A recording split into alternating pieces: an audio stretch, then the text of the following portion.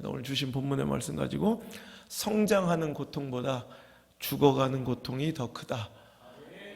한번 읽어볼까요? 시작.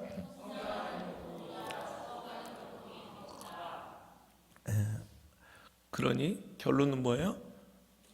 죽어감이 아프지 말고 성장하는 그 고통을 선택할 수 있기를 주의 이름으로 축복합니다. 다람쥐가요, 열심히 도토리를 모아요. 그래서 겨울을 대비합니다. 그래서 얼마나 바지런하고 열심인지 도토리를 한껏 모아다가 여기저기 파묻어 놓고 식량을 저장한대요. 근데 다람쥐는 기억력이 좀 약해서 자기가 열심히 숨겨놓은 도토리 중에 무려 90%를 잃어버린대요. 어디다 파묻었는지 모르는 거예요. 그래서 그 도토리를 잃어버린, 다람쥐가 잃어버린, 망각해버린 도토리로 인해서 참나무 숲이 생겨나고 무성해지는 거라고 그래요. 그래서 또 도토리가 생기고 또 수많은 다람쥐가 공생할 수 있는 거래요. 우리 신앙의 삶 가운데 때로는 어떤 사람의 영적 침체와 또 어떤 사람의 기회의 이름은 또 누군가의 기회일 수도 있고요. 어떤 사람의 몰락과 어떤 사람의 불순종은 또 누군가에게는 또 큰 축복과 영광의 시작일 수 있더라는 거예요. 그러니까 우리는 그런 삶의 수많은 갈림길 속에 있어요. 오늘도 하나님은 참 기대하고 세우셨지만 불순종하고 제멋대로 하나님의 말씀을 쪼개고 가르며 하나님 뜻대로 살지 않는, 그러면서 영적 권위까지 무시하는 사울을 후회하시며 버리시기로 결심하시고, 그 결심은 또 다른 하나님의 구속의 역사의 주인공을 등장시킵니다. 그게 바로 다윗이죠. 하나님 마음에 합한 자, 하나님 마음에 맞는 자, 다윗의 등장이기도 해요.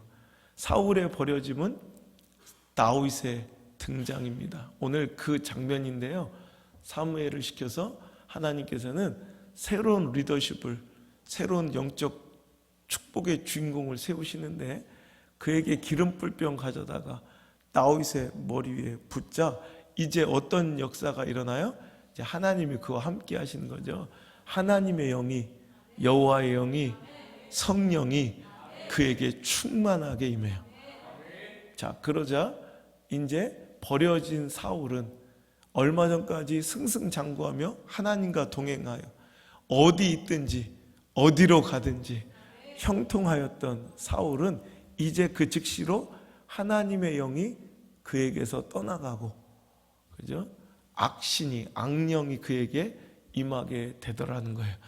여러분, 오늘 우리 인생은요, 극단적인 이분법, 우리 신앙은 어쩔 수 없이 극단적인 흑백 논리예요. 그러니까 우리가 이 세상 말로는 이분법, 극단적인 뭐 이분법 혹은 흑백 논리 이런 건 굉장히 안 좋아들 하잖아요. 그런데 신앙은 뭐 세상이 좋아하든 안 좋아하든 상관없어요. 신앙은, 영적 세계는 무조건 극단적인 이분법이고, 죄송하지만 극단적인 흑백 논리로만 구성되어 있어요. 중간은 없어요. 우리가 자꾸 포장하고 내 영적 현실을 자꾸 제대로 들여다보지 않으려는 무모함에서 자꾸 중간지대를 만들어내지만, 실은 신앙에는요, 중간지대가 없어요. 회색지대가 없다고. 신앙은, 자, 순종 아니면 불순종이에요. 근데 우리는 거의 다 순종, 혹은 이거 뭐 어쩔 수 없는 뭐 불순종, 뭐 거의 순종에 가까운 불순종, 막 이런 거 있죠. 아니요, 없어요. 순종 아닌 것들은 무조건 불순종이에요. 존 비비어가 얘기한 대로 99.9%의 순종은 순종이 아니다, 불순종이다 이거예요. 또 어둠 아니면 빛이지 뭐 비스무리한 어둠도 없어요. 그죠? 어둠은 빛이 없는 공간이 어둠이니까. 빛이 오는 순간 어둠이란 자체는 공존할 수가 없는 거예요. 그죠? 천국 아니면 지옥이지 중생지대가 없다고요. 근데 우리는 그런 걸 원하는 거예요. 혹시라도 천국, 지옥 중간에 어떤 그런 회색지대가 있어서 자손들이 열심히 해주면 그 티켓을 사가지고 천국 가고 싶겠죠. 근데 그런 건 없어요. 천국 아니면 지옥이에요. 그리고 오히려 신앙은 성장, 전진 아니면 죽은 거예요. 우리는 소강 상태니 침체니 뭐 정체 중이니 막 이런 얘기를 막 미화해서 쓰는데, 오늘 당신의 인생과 신앙이 지금 전진 중이 아니라면 죽은 거예요. 오늘 여러분, 하나님께서 다윗을 선택하세요. 선택하시는 순간 이제 다윗은 이제 하나님의 선택 가운데 전진, keep going, 전진하는 중이고, 사울은 그 즉시로 죽어가는 거예요. 오늘 말씀의 제목처럼 여러분, 성장하는 그 순간 이제 수많은 아픔이 다윗에게 몰려와요. 평범한 목동으로 살면 굳이 겪지 않아도 될 일들이 해필 어찌 보면 재수없게 사무엘이 그에게 기름불 병을 가져다가 기름을 부어 이스라엘의 왕으로 딱 결정한 순간부터 그는 온갖 아픔과 비난과 조롱을 겪게 돼요. 그리고 겪지 않아도 될 수많은 아픔과 전투에도 참여해야 돼. 여러분, 하지만 그 고통이 아무리 클지라도 이제 하나님께 버려져 그 영광을 잃어버리고, 이제 여러분, 사울의 그 비참한 말로를 우리는 알잖아요. 그죠? 자기 칼에 자기가 쓰러져 자결하는 그 비참한 신앙, 인생의 말로로 걸어가는, 뚜벅뚜벅 그 죽음으로 걸어가는 사울의 영적 고통과 심적 고통도 훨씬 더 크다는 거예요. 여러분, 지혜로운 자는 어차피 인생은 아파요. 내가 가보면 어떤 교회든 다 아파요. 문제가 있고 어려움도 있고 막 힘듦과 벅참이 다 있더라고. 근데 두 가지 종류가 있을 뿐이에요. 어떤 성도와 교회는 성장하느라고 지금 하나님 뜻대로 도전하고 그 뜻대로 살기 위하여 부흥하고 축복받느라고 아픈 공동체와 성도가 있고, 어떤 교회와 성도는 죽어가느라고, 그러니까 자기도 알아요. 이제 자기 인생의 말로와 우리 교회 미래가 어떻게 될지 스스로 아는 거예요. 그러면서 그 죽음을 받아들여 가는 그 고통도 어마어마하게 크다는 거예요. 오늘 사랑하는 성도들, 오늘 마지막 선택 시리즈 그 마지막 결론입니다.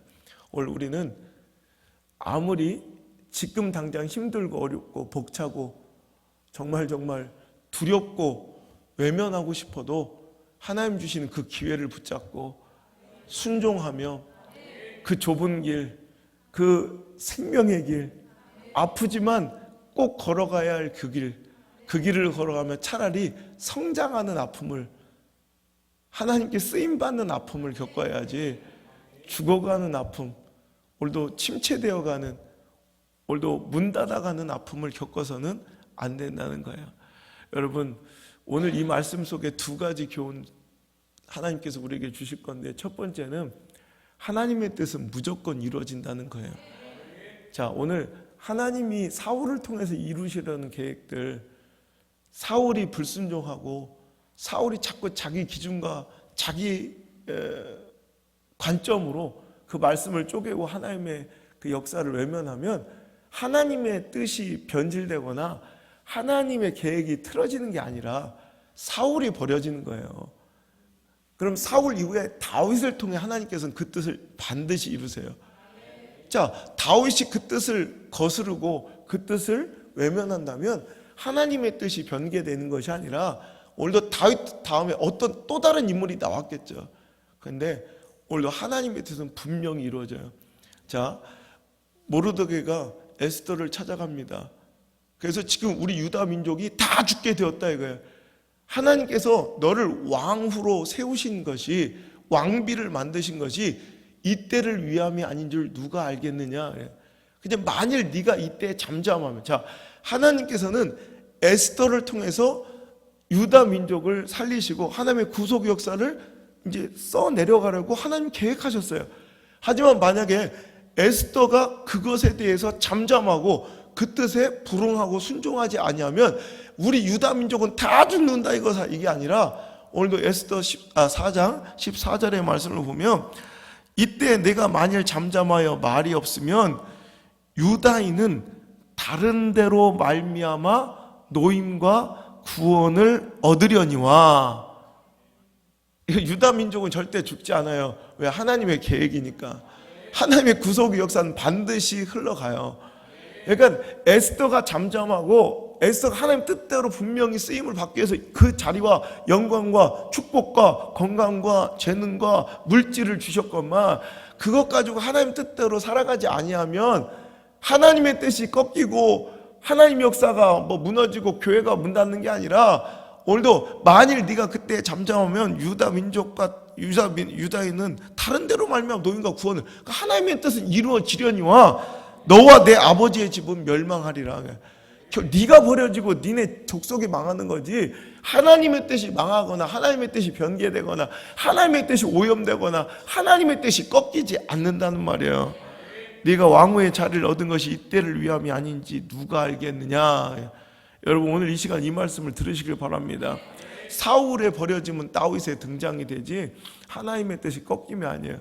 골리앗에 벌벌 떨고 있는 사울과 그 이스라엘 백성들 40일 동안 하나님을 조롱하고 하나님을 모독하고 그 살아계심을 부정하는데도 한 놈도 나가 싸우지 않을 때 성령이 충만한 하나님 영에 감동된 다윗은 그걸 그냥 지나칠 수 없어요. 확률과 가능성, 통계와 상황, 내 처지와 모두 형편을 따져보면 싸울 수 없는 이유가 그들보다 더 많아. 하지만 그는 성령에 충만한 자예요.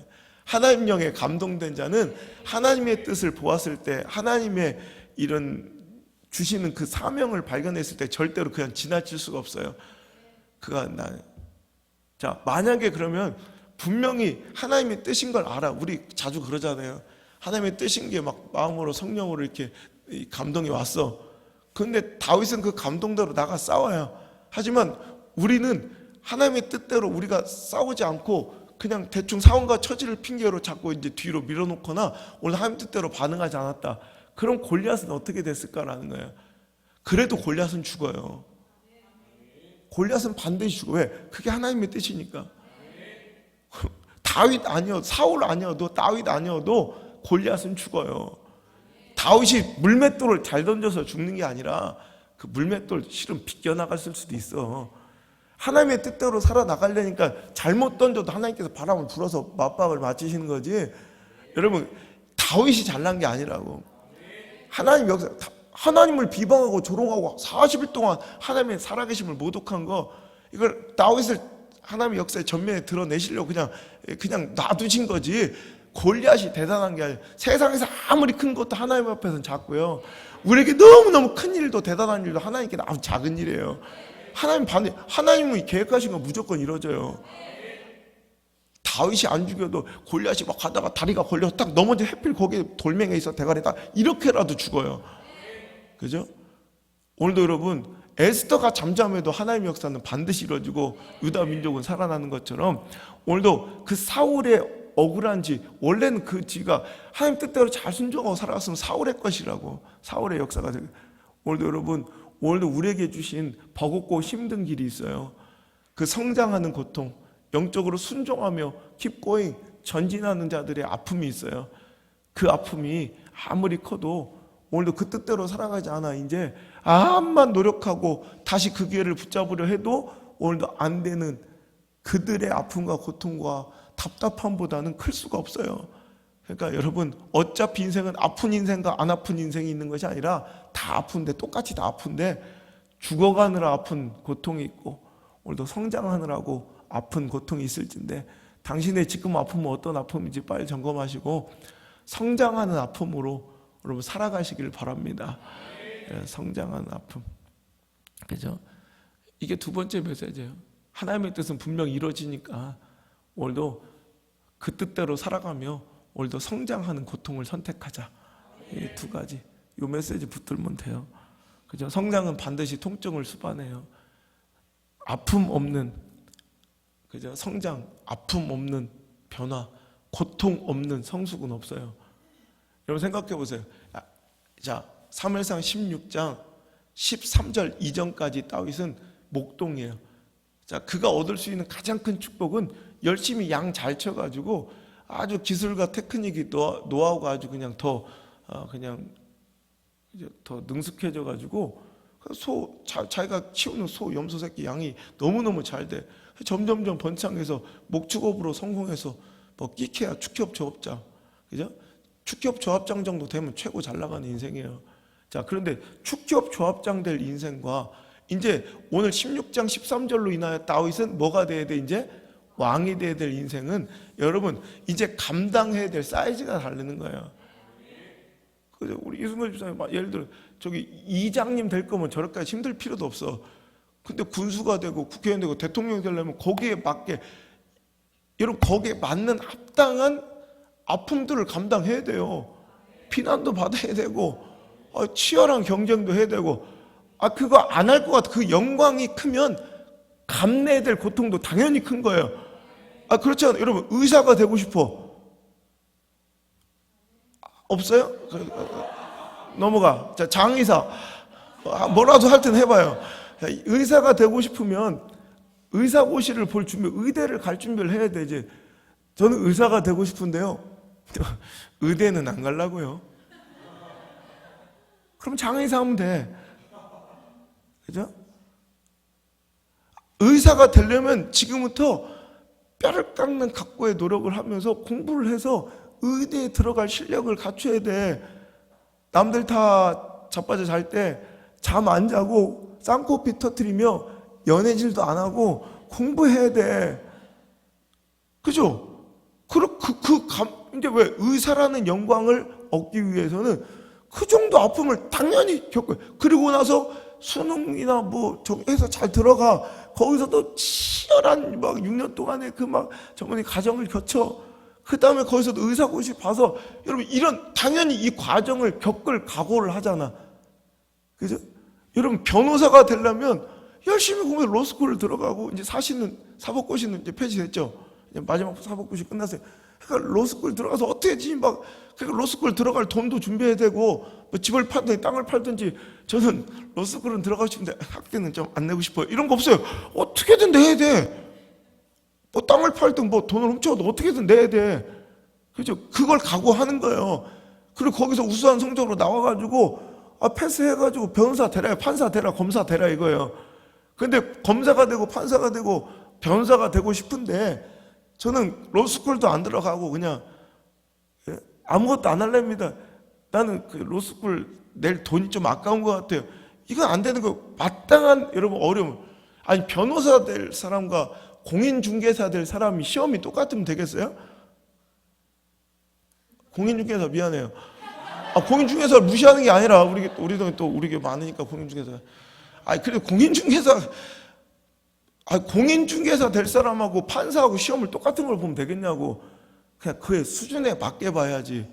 그죠?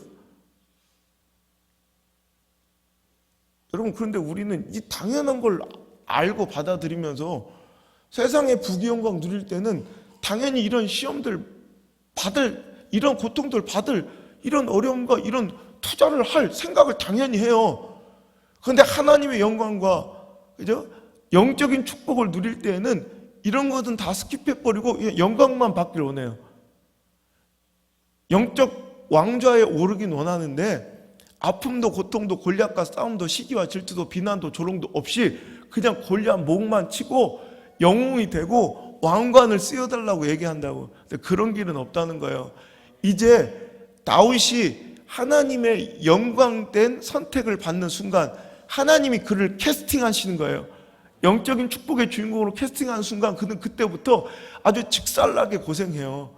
아주 고생이 아주 그냥 물 밀듯이 찾아와. 계속해서 고생해요. 고생. 우리 그걸 감당할 준비를 해야 된다는 거예요. 성장은 무조건 아픈 거예요. 그죠? 아픔 없는, 고통 없는 축복과 성장과 성숙은 없다는 거예요. 그걸 받아들여야지. 그죠? 하지만 그 성장의 그 아픔이, 여러분, 아픈 건 똑같이 아파요. 몸살도 아프고, 그죠? 암도 아프고, 성장통도 아파. 키 커봤어요? 갑자기? 저 어렸을 때 키가 되게 조그맸어요. 고등학교 때 다 큰 거예요. 이게 고등학교 1학년 때 키 크는 게 막 보이더라고. 전 항상 뒤에 키로 재면 내가 고등학교 1학년 때 아직도 1번부터 50번까지 이렇게 쭉 쓰잖아요. 1번부터 50번까지 쭉 쓰잖아. 그럼 1번이 제일 키 큰 놈이야. 아직도 그 새끼 기억나. 안경 쓰고. 이름은 기억 안 나는데 그 새끼 아주 간디같이 생겨가지고. 근데 그런 놈이 앞에 서 있었어요. 그럼 쭉 그런 비민주적이고 비인격적인 일을 옛날에 우리 때 많이 했어요. 번호 기억 니은 순서로 하면 얼마나 좋아. 그냥 1번, 2번, 3번 주면 되는데 골마루로 나오세요. 줄을 서세요. 막 너무 짜증난 그 시간이. 키 순서로 줄을 서래. 왜 꼭 키 순서대로 번호를 매기냐고. 그러면 1번부터 딱 쓰면 나한테 저 뒤로 가 새끼야. 뒤로 새끼야. 내 별명이 그래. 쭈구리야 쭈구리. 계속 뒤로 밀리는 거야. 내 50명 있었는데 우리 반에 몇 번이었는 줄 알아요? 50명 중에? 내 뒤로 2놈 더 있었어. 걔들 나랑 죽고 못 사는 사이에서 왜? 그 느낌 아니까. 낮은 공기의 서름. 그냥 우리 밑에서 쭈구리들 3명이 키가 아주 자로 쟀는데 똑같았어요. 걔들 48, 49, 50은 똑같았는데 그날 내가 머리가 잘 나온 거야. 이렇게 조금 이렇게 머리가 떠서 48이지 내가 걔들보다 큰 건 아니었어요. 48, 49, 50은 똑같았어요. 똑같아요. 내 또 다른 별명 도토리. 도토리 키재기다 그래서 3명이 똑같았어요. 근데 그날 내가 머리가 잘 나와서 이렇게 좀 섰어. 그래서 48이에요. 그러니까 내가 50명 우리 반에서 키가 제일 작은 놈이었다고. 그런데 2학년 되니까 다시 골마를 줄 섰는데 몇 번이 됐냐면 29번. 그리고 3학년 1학기 때 딱 초창기 바로 14번. 이렇게 쭉. 그리고 나서 졸업할 때는 더 컸죠. 그러니까 이게 완전히 우리 반에 가장 작은 쭈구리 도토리가 뭐 가장 위쪽으로 올라온 거예요. 이게 2년 만에 다 이뤄진 거야. 뭐 지금 근데 그때 갑자기 너무 크니까 막 죽을까 너무 아팠어요. 뼈마디가 막 쑤셔서 우리 막 끙끙 앓았다고. 그리고 막 엄마가 꼭 주물러 주고 난리 나서 너무 아파서 이렇게 아픈데도 그 누구도 나한테 이거를 병이라 하지 나한테 아픔이라고 꼭 병은 아니더라고요. 너 성장병 걸렸구나 이러지 않아요. 성장통이구나 그러지. 뭔 얘기인지 알아요? 성장하는 고통은 아무리 그 고통과 아픔이 커도 병이 아니에요. 통이지 그냥. 그죠? 근데 별로 뭐 그 고통보다는 아픔이 훨씬 더 작았는데 제가 개척하고 3, 4년 좀 지날 때부터 막 머리가 어지러워. 아침에 일어나면 막 머리가 깨질 거 아프고 막 그런데 그 고통을 그냥 아픔에 내가 느끼는 정도로만 따지면 고등학교 때 그 성장통이 훨씬 더 아팠는데 이건 뭐 그렇게 아프진 않았는데 병원 가보니까 막 큰일 났다는 거예요. 혈압이 200까지 올라와서. 그래가지고 이 혈압약을 먹고 혈압을 뭐 그때 모든 장기들이 퉁퉁 부어있더라고. 초음파를 찍어보니까 하도 이게 압력이 세니까 프레셔가 이렇게 너무 강하게 들어오니까 얘들이 그걸 과부하가 걸려가지고 장기들이 다. 그래서 내가 35살 때부터 계속 혈압약을 지금 10년 동안 거의 먹고 있죠. 그날 내가 너무 비참한 거예요. 이렇게 젊은 나이에 33살에 퇴행성 관절이 와서 그리고 막 이렇게 뼈가 돌아가고 골다공증이 왔다고 그러지. 금식을 하도 많이 해서.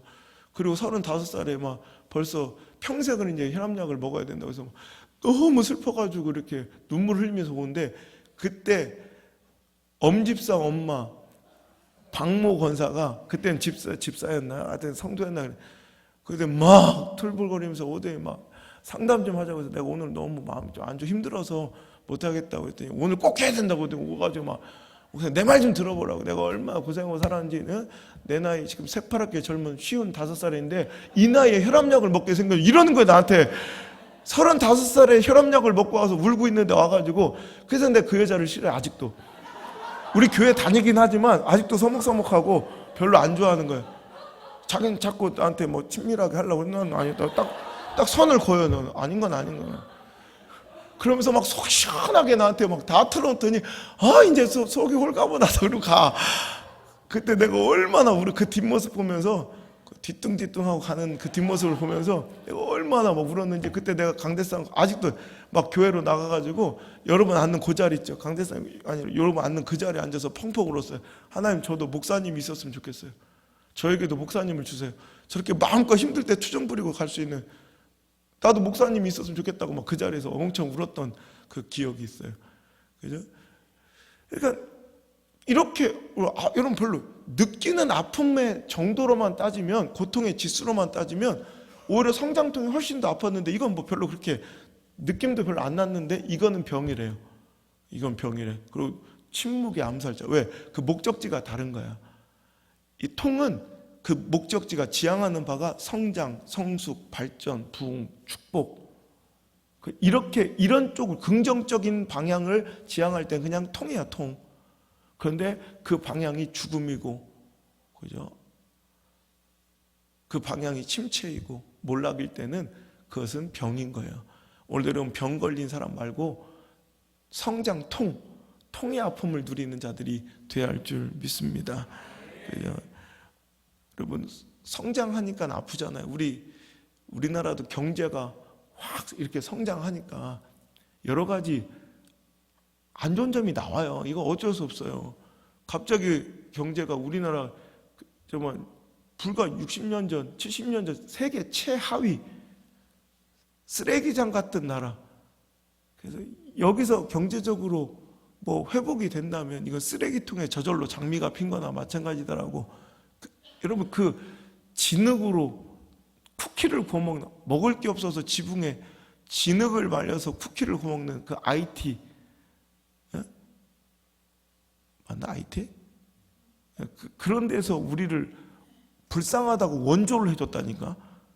기록에 보니까 IT가 불쌍해하는 나라 대한민국. 근데 지금 세계 경제 10위에 여러분 어마어마한 GDP가 9위. 놀라지도 않지만 이 정도는 놀라지도 않을 정도로 축복을 받은 거예요. 그런데 급속도로 이렇게 세계 역사에 유례가 없어요. 이렇게 짧은 시간 안에 이렇게 경제적 발전을 이러니까 후유증이 나오죠. 후유증이. 그죠? 경제적 이 양극화. 그러니까 빈부의 격차가 또 심해질 수 있어요. 그걸로 인한 또 그런, 우리가 다른 나라보다 못 사는 건 아닌데 상대적인 상실감이 큰 거야. 가난해서 아픈 게 아니라 다른, 여러분이 아무리 못 살아도 제가 북한에 가보니까 여러분 우리는 여기서 최고 못 사는 사람도 북한의 상위 여러분 5% 안에 들어가는 잘 사는 사람들이고, 필리핀에서도 그렇고. 그런데 우리가 잘 사는, 이게 없어서의 빈곤이 아니라 상대적 빈곤.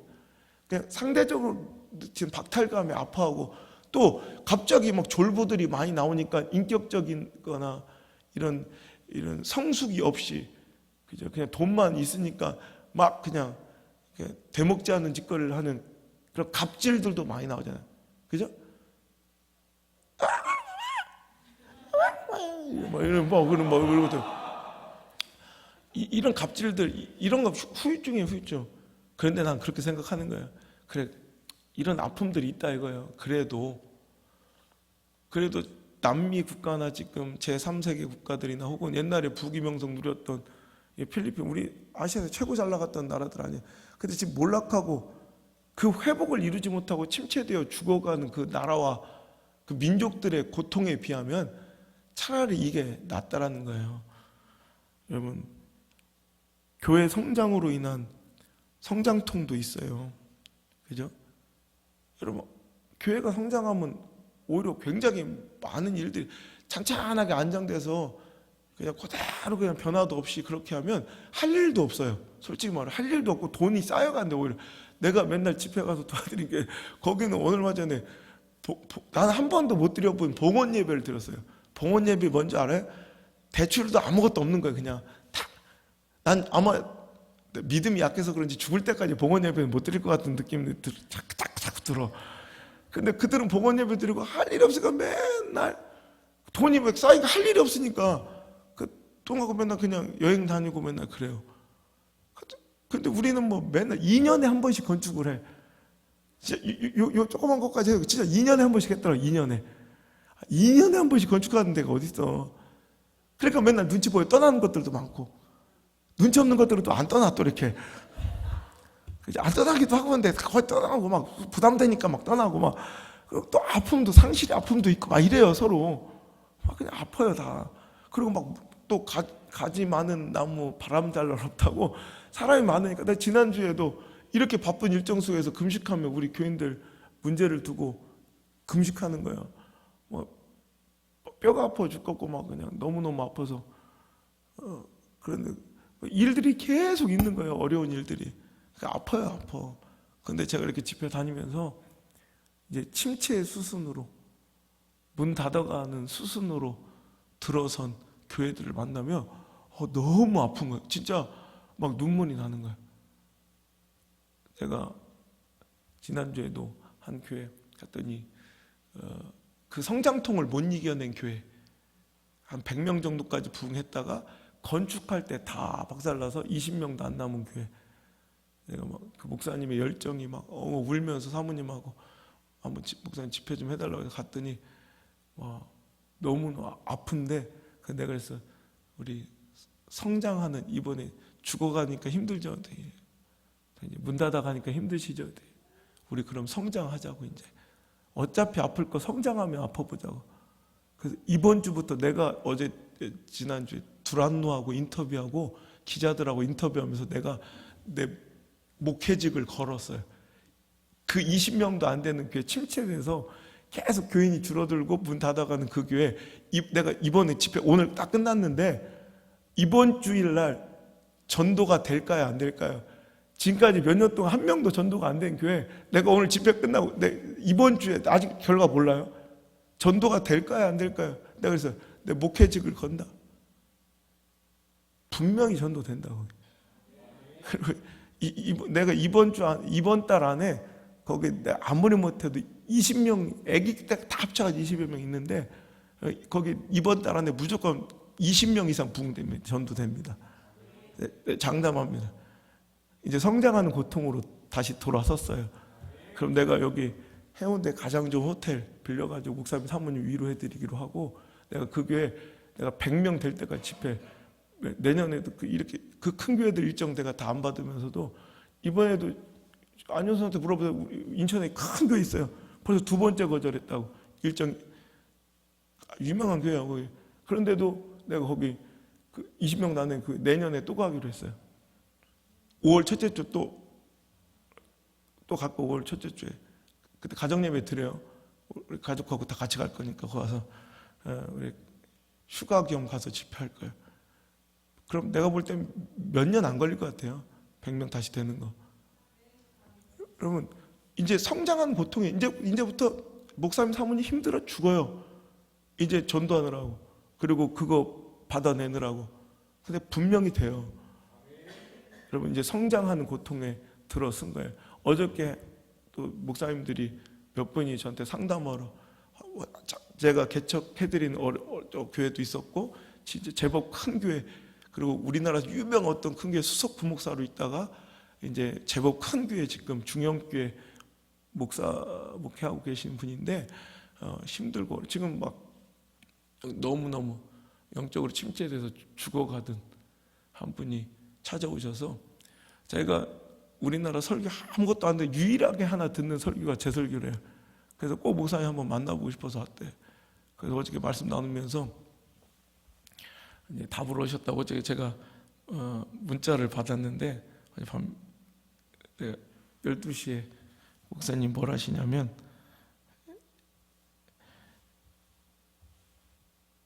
하여튼 뭐 다른 건 다 프라이버시니까 하여튼 더 좋은 내용이 많은데 내가 해서 내가 답장을 해드렸어요. 하여튼 저 살아났다 이거예요.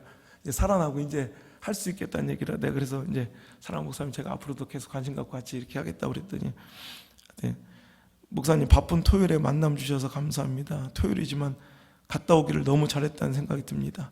제 설교나 삶이 더 깊어져야 할 이유가 있다는 생각이 듭니다. 하나님께서 저를 통해서 하고 싶은 일들이 있으신 것 같습니다. 그리고 하나님께서 순적하게 저희 삶을 이끄실 것이라는 말씀에 큰 위로가 되었습니다. 한 번쯤 멈춰서서 제 자신도 살피고 하나님의 위로도 받고 사람들의 격려도 받는 시간이 저에게 필요했던 것 같습니다. 너무너무 감사합니다. 겸손하시고 친절하셔서 더 감사했습니다. 대부분은 잘 그렇지 않습니다.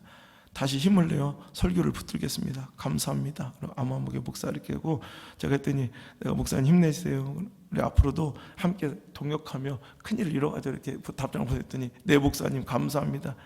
힘이 너무 날까 걱정은 되지만 힘내겠습니다. 다시 한번 감사드립니다. 그래도 좀 힘이 너무 날까 저도 걱정해요. 너무 세게 할까봐. 제가 그래서 좀 이렇게 난 이 말이 너무 감사한 거예요. 이제 힘이 너무 날까 걱정이래. 여러분 이제부터는 이분은 죽어가는 고통이 아니에요. 똑같이 아파. 이제 영적으로 부딪히며 싸워가야 될 것들이 너무 많이 보이더라고 그 교회. 이 방송 또 들으실 텐데 힘내세요 목사님. 그리고 어차피 아플 거 싸워가며 하나님 뜻대로 살아가며 아프시길 바라고. 제가 뭐 상담 저 같은 게 무슨 상담을 합니까? 그분은 박사시고 상담학 전문가신데 우리 저 같은 게 무슨 상담을 합니까? 그래서 제가 그냥 말없이 제 강대상으로 모시고 왔어요. 그래서 우선 여기 한번 서보시라고. 근데 우리 공간을 너무 잘 알더라고요. 목사님 그렇게 담대하게 설교할 수 있는 강대상이 우리나라에 별로 없을 거라고. 또 그걸 받는 성도들도 대단하대. 그 정도를 받을 수 있는 사람들이 있으니까 그렇게 설교를 하실 거 아닙니까? 그게 너무 부럽다고 해서 여기 똑같이 이 자리에 어제 세워드리고 그래서 이 바닥을 뜯으면 뭐가 있는지 아십니까? 뭐가 있는? 사자처럼 담대하라. 하나님의 말씀이라 진리라 여겨지는 것들을 사람 눈치 보며 절대로 머뭇거리지 말라. 이렇게 제가 써놓고 여기를 뚜껑을 덮은 겁니다. 그래서 여기 설 때 저도 두렵습니다. 하나님 말씀을 전할 때 저도 두렵지만 절대로 저는 머뭇거리거나 사람 눈치 보지 않습니다. 그리고 제가 제 전용 통로하고 제 목양실 제 사자 그림을 보여드렸다고. 저는 사자처럼 살고 싶습니다. 여러분 그때 목사님 말씀 전할 때 사자 같다고 그러시더라고요. 그러면서 옛날에 정말 말씀이 너무너무 좋았던 목사님들이 계셨는데 하나님 무슨 이유로 하나님께 이제 잘 쓰임 받지 못하는 분들이 있는데 어느 순간 그 설교가 제 입에서 들리더라는 거예요. 그러면 그분 하신 말씀이 하나님께서 그 말씀을 목사님 입에 담아주신 것 같아요. 저는 그거를 무슨 말씀인지 이해해요. 여러분 하나님은 하나님의 뜻대로 살아가지 않고 오늘도 죽어가는 고통을 선택할 때 하나님의 뜻이 왜곡되는 것이 아니라 그 뜻을 반드시 이루실 또 다른 사람을 찾고 그 사람은 성장의 고통을 겪어하고 이겨낼 때 그 결과는 반드시 영광이지만 그거를 또 놓쳐버리면 죽어가는 더 큰 아픔과 후회, 상실감, 패배감 그 막 지난날의 그 회한과 아픔은 오히려 오늘 전진하며 keep going 전진하며 얻는 아픔과 이거하고는 비교할 수도 없는 엄청난 큰 아픔이 되어 나를 더 힘들게 할 거라는 거예요. 여러분 이어지는 영적 이런 사역의 확장들이 때로는 좀 두려워요. 저도 출판도 그냥 제가 해서 은혜 받은 사람한테 책 팔려서 베스트셀러가 몇만 권 되는 거랑 또 이렇게 메이저급 출판사에 또 책을 내서 그럼 완전하게 제 삶이 또 노출되고 또 이렇게 또 한번 필터링의 작업을 겪어야 되는 거예요. 그런데 그런 삶이 굉장히 힘들고 두렵고 또 집회 사역도 점점 확장되는 것이 두렵고 방송 사역도 그래요. 두렵고 어렵지만 어떤 때 그런 생각, 그래도 내가 행복한 사람인 게 제가 요즘에 여러 사역자들 제가 좀 저 대신 세워드리려고 요즘 굉장히 노력을 해요. 그래서 어떤 조건까지 거냐면 제가 집회 못 갈 교회를 집회를 가드리는 대신 한 타임은 그 목사님을 좀 세워주십시오. 제 사례비를 쪼개서 그분을 좀 드리고 그분을 좀 세워주십시오. 이렇게 한 사람은 한 타임 세우기가 그렇게 어려워요.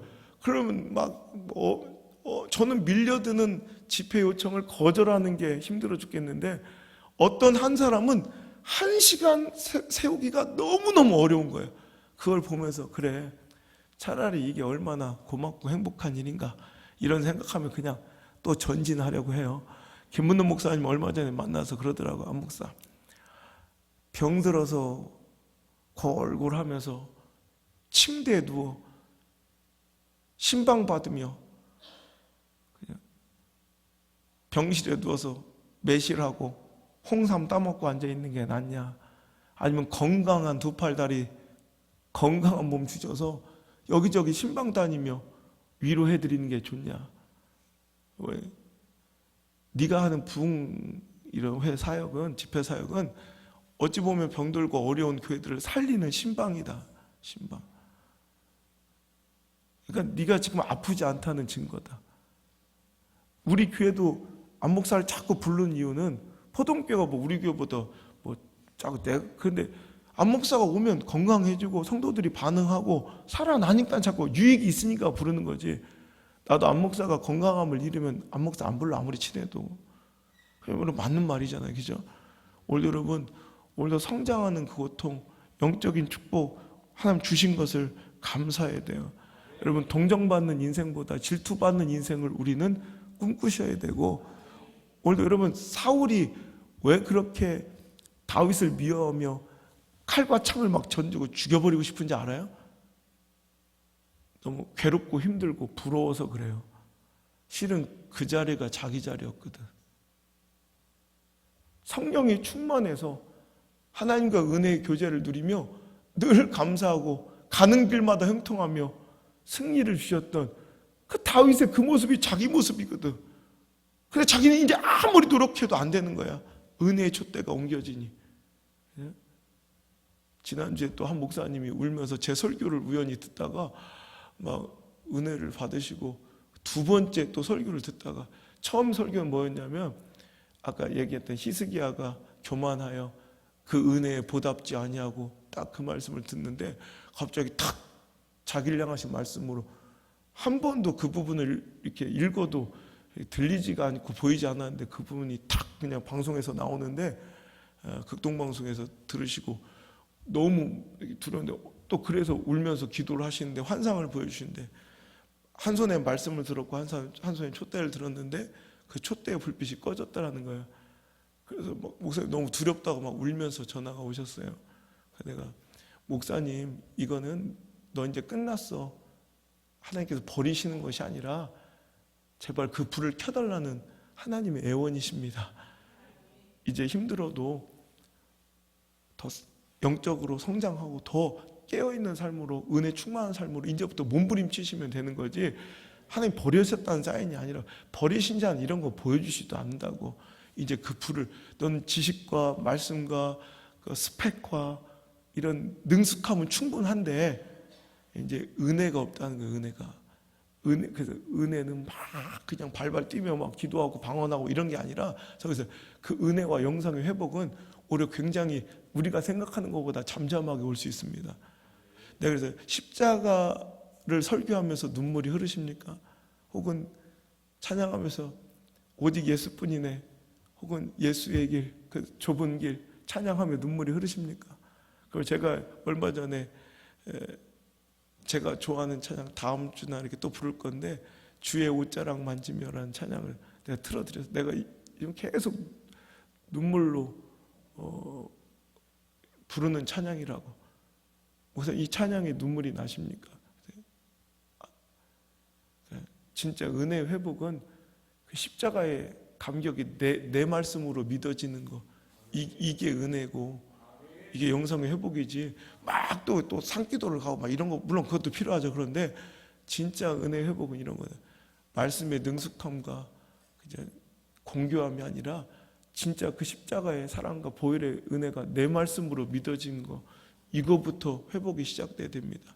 그것조차 없으면서 오늘도, 그러니까 오늘 펑펑 우시며 기도를 좀 해달라고. 그래서 제가 전화로, 나 그게 되게 부끄러워 싫어, 막 전화로 기도해 드리는 게, 차량에서 앞에 수행해서 뭐 운전하고 있을 때도 부끄럽지만 그때는 다행히 호텔방이 있어가지고 내가 전화로 막 한참 기도하고 있는데 바깥에서 막 베트남 분이 문 열어 문 열어 타올 비누 가져왔어 비누 문 열어 아마 너무 그래 막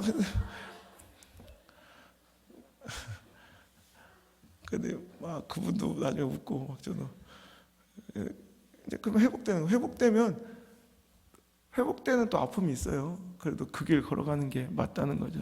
여러분 시험 들어 교회를 떠나는 사람들이 가장 싫어하는 사람이 누군지 알아요? 엄집사 같은 놈 이렇게 막 은혜 받아 아멘 크게 하는 사람들 있죠. 겁나 싫어요. 그래서 꼭 어차피 지가 교회 나갈 거면서 교회 나가는데 누가 아멘을 하든지 뒹굴르든지 뭔 상관이야. 근데 꼭 찾아와서 저한테 그 말 한마디를 하고 가요. 네, 저 엄집사 저 아멘 소리 듣기 싫어 나간다고. 그래. 왜 그런지 알아요? 자기도 그 은혜 받고 싶어서 그래요. 자기도 저랬거든. 나도 그 말씀에 내 말씀으로 막 어떻게 매주 내 말씀이지? 그럼 내 말씀을 들리고 막 아멘하며 막 눈물 흘렸는데 이제 그게 되지 않을 때 그 고통도 엄청나더라고요. 그분들 막 틀불내면서 막 승질내면서 되게 강해 보이지만 되게 불쌍해요. 은혜를 너무너무 사모해요. 근데 이제 안 되는 거예요. 왜? 사울처럼 하나님의 뜻을 어기고 그 은혜의 촛대를 옮기시는 하나님의 경고를 경홀히 여기고 만홀히 여기는 사람들이 있어요. 그러면 자기는 왜 여기를 떠나가야 되는지도 모르면서 하나님께서 그 은혜 현장에 얼마 전에 저한테 그런 분이 있어요. 제가 왜 이 교회를 나가야 되는지 모르겠대. 이유도 없는데 나는 알아요. 하나님께서 왜 그러버려. 하나님 딱 건축 과정에서 하나님께서 치우신다고 그러더라고요. 근데 자기 왜 나가야 되는지도 모르는데 나가는 거야.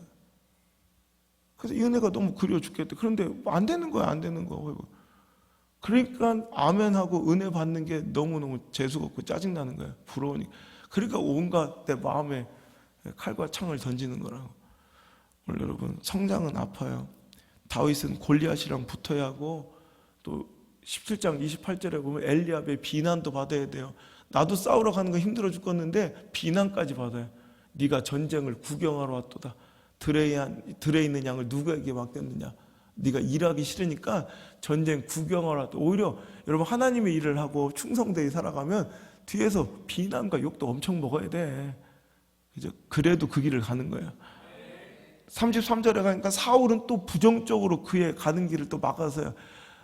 너는 그와 싸울 수 없으리니 너는 소년이요 그는 어려서부터 용사임이니라.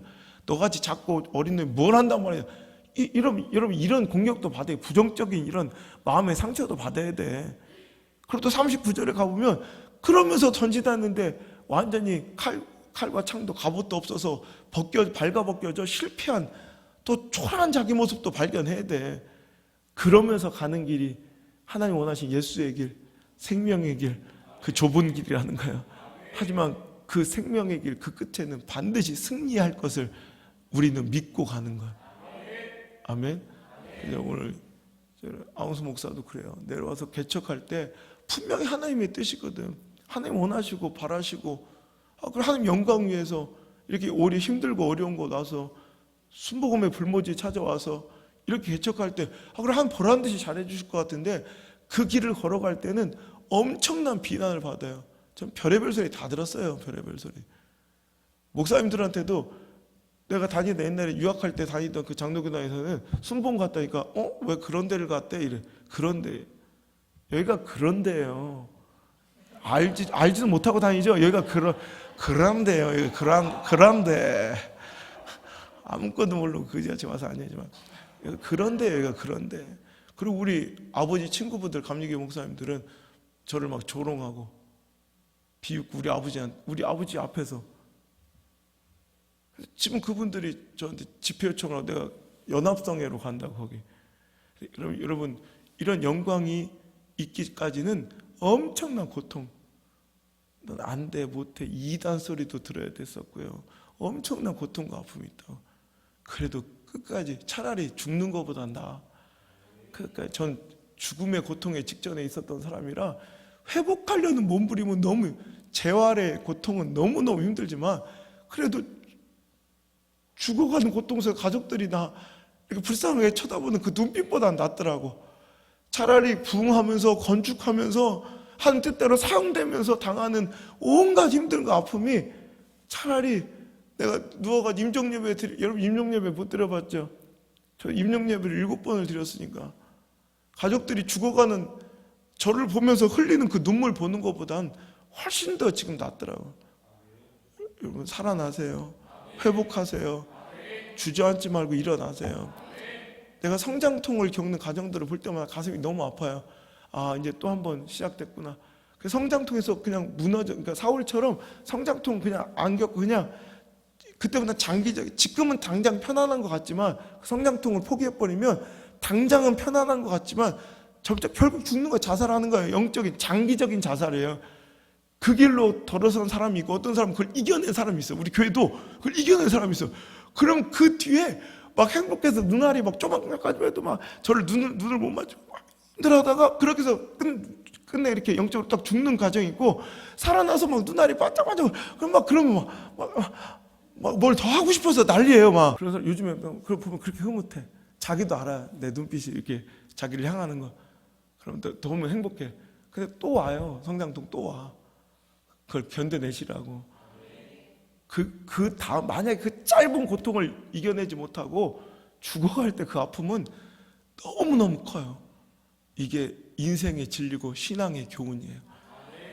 여러분 느헤미야도 예루살렘 성벽을 재건할 때 얼마나 비난받아요. 산발락과 도비아가 와서 너같이 유약한 놈들이 뭘 하느냐. 여우새끼 한 마리만 올라가도 무너질 거라고. 요셉은요 하나님의 꿈을 그 어린 꼬맹이 17살짜리 심장에 넌 몇 살이야?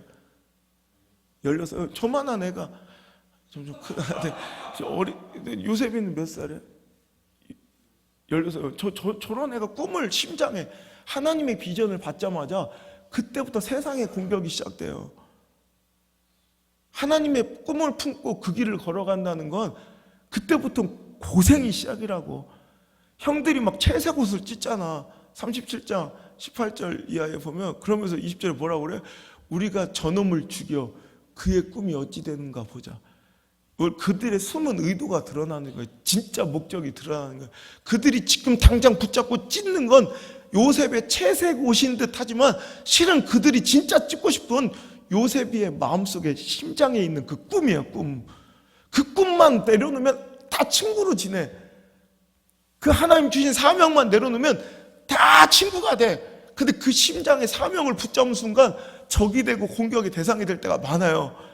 여러분, 그리고 가장 가깝고 가장 친밀하고 내 편이 되어줄 것 같은 사람한테 가장 먼저 아프다니까. 요셉은 그 형제들이 먼저 찢었고요.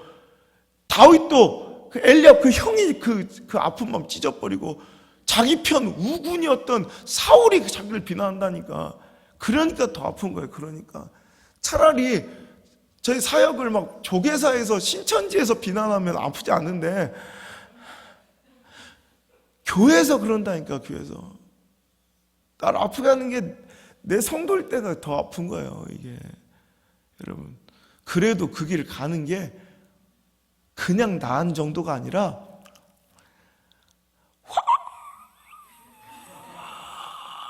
훨씬 나아요.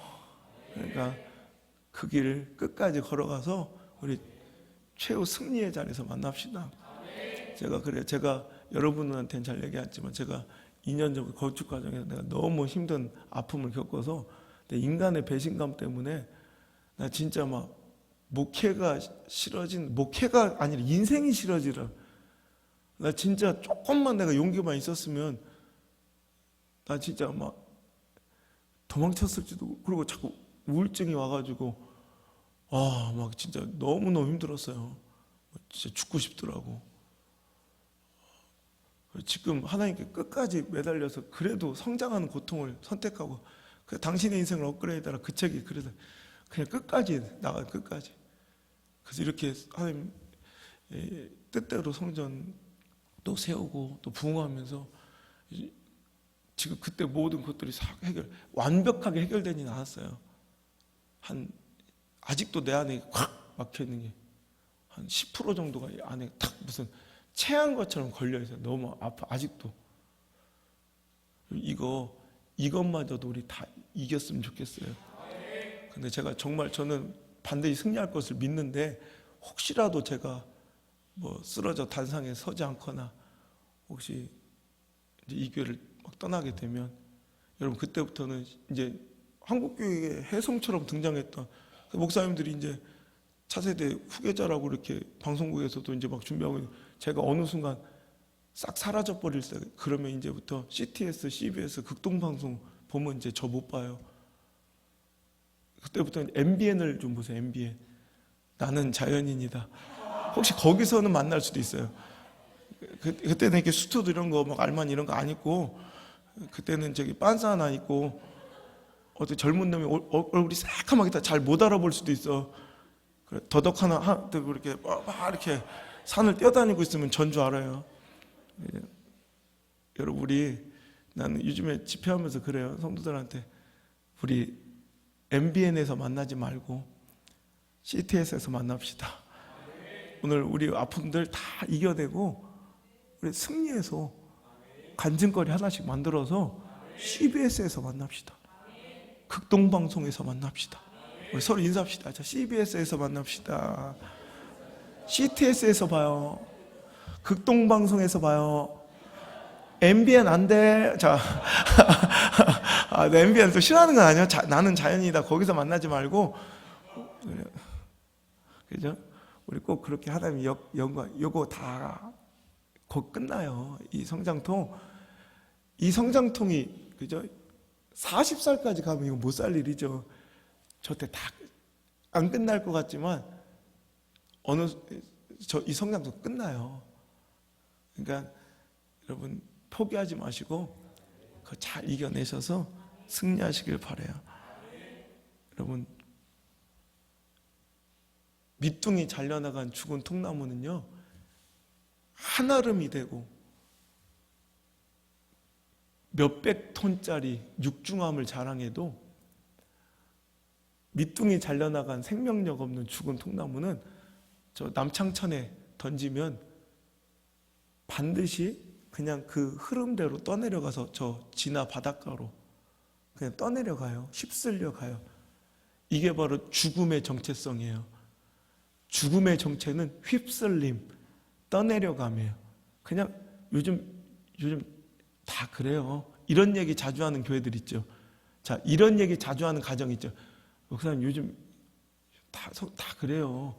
요즘 애들 다 그래요. 요즘 집사들 다 그래요. 이게 바로 죽음의 정체성이에요. 죽어가는 사람들이에요, 이건. 그런데 그거의 100만 분의 1도 안 되는, 조그만 크기에 손가락 2마디밖에 안 되는 송사리 새끼도 코딱지만한 심장이 팔딱팔딱 뛰는 한 절대로 떠내려가지 않아요. 여러분 보세요. 죽은 송사리는 떠내려가 쉽게. 그런데 진짜 코딱지만한 그 심장이 뛰고 그 아가미가 버금거리면 절대로 송사리는 떠내려가지 않고 그 세찬 물살을 막 다 받아요. 대가리로 터질 때까지. 그래도 안 떠내려가요. 버티지. 저항하는 게, 충돌하는 게 생명이더라고요. 생명은 늘 충동을 하고 저항해요. 죽음은 그냥 맨 떠내려가요. 아픔은 없죠. 왜? 떠내려가니까. 근데 생명은 늘 저항이고 충돌해요. 그러니까 맨날 아프죠. 그래도 그 길 가야죠. 이게 생명의 길이니까, 예수의 길이니까 그 길 걸어갑시다. 찬양합니다.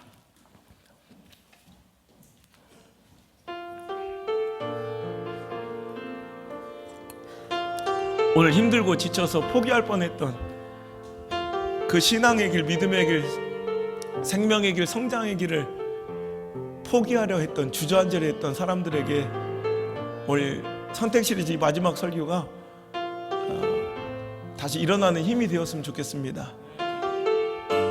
그곳에 하나님이 이렇게 말씀으로 당신을 붙들고 계십니다. 안개 속에서 안개 속에서 주님을 보내 아무도 없을 것 같던 그곳에서 손 내미셔서 나를 붙드네 길 잃고 쓰러져 가던 그곳에서 다시 한번 부를까요? 안개 속에서 안개 속에서 주님을 보내 아무도 없을 것 같던 그곳에서 손 내미셔서 나를 이 말씀이 당신을 향해 내미신 하나님의 손으로 예수님의 따뜻한 손길로 느껴지길 원합니다. 주 말씀하시네 주 말씀하시네 내 손 잡으라고 길이요 진리 생명이니 나 그 길을 보내 주 예비하신 곳 다른 길로 돌아서지 않으리 예수의 길 그 좁은 길 나는 건네 주 손잡고 그 무엇도 두렵지 않네 주님 주신 약속 내게 있으니 아멘 세상의 길 그 험한 길 승리하네 성령으로 그 무엇도 바라지 않네 저 하늘에 내 소망 있으니 예수의 길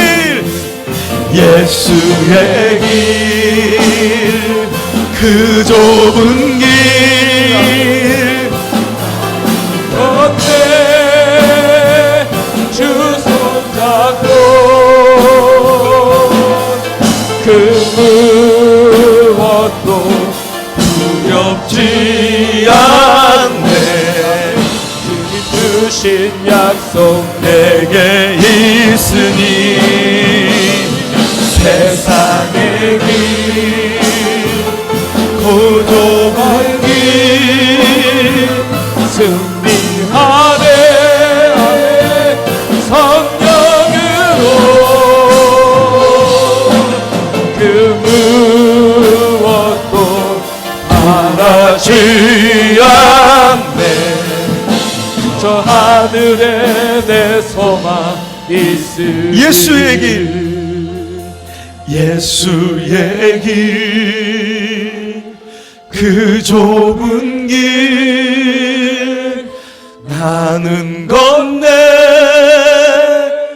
주 손잡고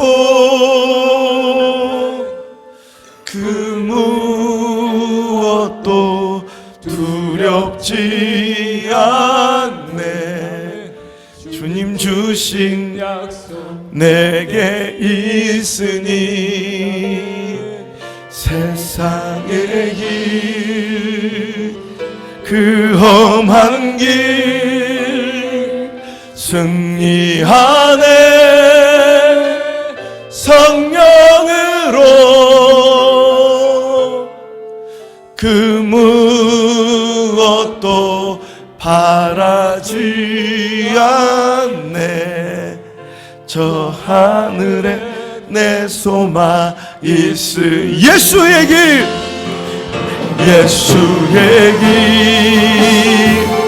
그 좁은 길 나는 건네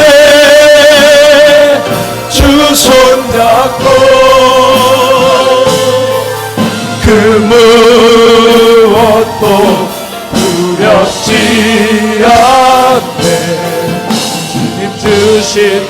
약속 내게 있으리. 세상의 그 험한 길 승리하네. 성령으로 그 무엇도 바라지 않네. 저 하늘에 내 소망 있으니. 아버지 하나님, 그 죽어가는 아픈 길보다 주님 뜻대로 살아가고 걸어가며 겪는 성장하는 그 고통을 선택할 수 있도록 저희들에게 영적인 분별력과 용기를 허락하여 주옵소서. 아무리 힘들고 지치고 어려울지라도 포기하고 낙심하고 절망치 않고 오늘 말씀 때문에 다시 한번 주님의 위로를 얻고 주님께서 내미시는 이 말씀의 손을 붙잡고 오늘도 그 예수님의 그 생명의 길, 그 좁은 길을 담대히 걸어가며 오늘도 당당하게 그 성장통을 겪을 수 있는 우리 축복의 모든 성도들 다 될 수 있도록 인도해 주옵소서. 가는 길이 아무리 험하고 힘들지라도 그 끝이 승리임을 기억하게 하시고 오늘도 그 성장통을 한껏 누리며 늘 전진하고 keep going, 늘 전진하고 keep going, 늘 승리하고 keep going, 늘 포기치 않고 항상 미래를 향해 긍정을 향해 오늘도 달려나가는 멋진 주의 종들 다 될 수 있도록 인도해 주옵소서. 죽어간 사월의 고통이 아니라 성장하며 축복을 오늘도 향해 걸어가는 다윗의 아픔이 오늘 우리 아픔이 되길 원하오며 이제는 그 좁은 생명의 길 먼저 걸으시고 나를 향해 손짓하시는 손 내미시는 예수 그리스도의 크신 은혜와 나를 홀로 두지 않으시는 내 아버지 하나님의 그 아름다운 사랑과 보혜사 성령님의 이끄시고 공급하시고 가르치시는 그 아름다운 손길이 오늘 이 자리에 나와 성장하는 고통을 선택하기로 결단하고 죽어가는 그 자리에서 뛰쳐나와 회복하기 시작한 모든 성도들의 머리 위와 저들의 가정과 저들의 삶 가운데 이제부터 떠나지 마시고 떠나가지 마시고 영원토록 함께 머무시기를 간절히 축원하옵나이다. 아멘.